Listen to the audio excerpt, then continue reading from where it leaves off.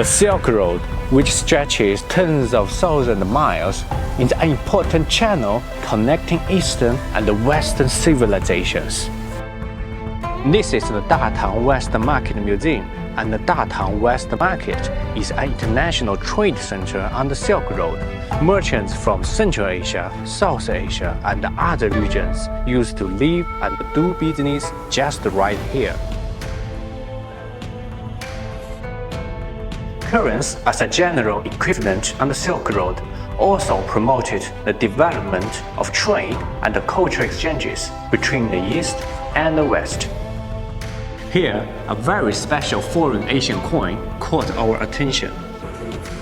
突厥是韩国呢，位置呢其实就位于现在的这个吉尔吉斯斯坦。那这个国家它使用的钱币也是非常的特殊，其实就跟我们中国的开元敦宝是一样的，方孔圆钱，中间穿孔可以便于携带。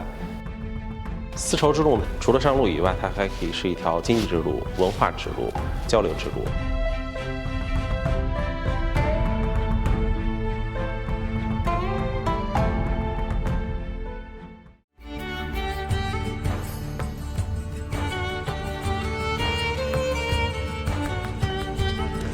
The banknotes in my hand are issued by Uzbekistan in 2021, and what's so special about them is that they are actually designed with the theme of the Silk Road.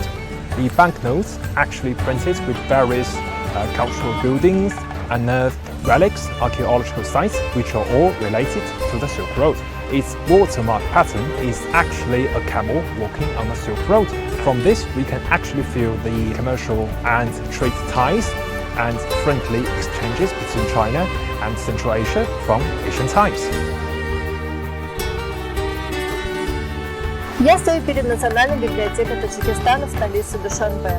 И эта библиотека изображена на купюре номиналом 200 саманей, и она была построена китайской компанией.